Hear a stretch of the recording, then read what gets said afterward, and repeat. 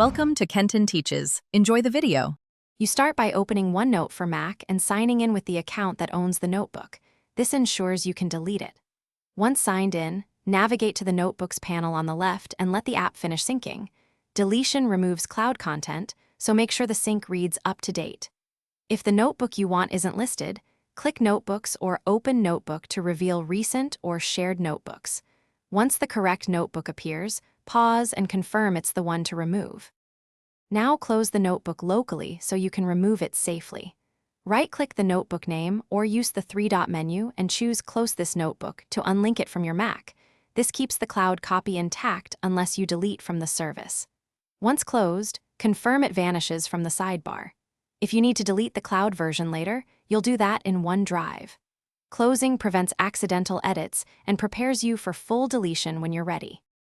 For final deletion, go to OneDrive in a browser or use Finder if you sync OneDrive to your Mac. Find the notebook folder named like Notebook Name, One, or within a Notebooks directory, then move it to the trash. Empty the trash to permanently delete the cloud copy. This prevents it from reappearing in OneNote. If the notebook still shows in OneNote, sign out and sign back in or force a sync. Troubleshooting tip: if deletion fails, check permissions and storage quotas before. Thanks for watching. Please subscribe if this video was helpful.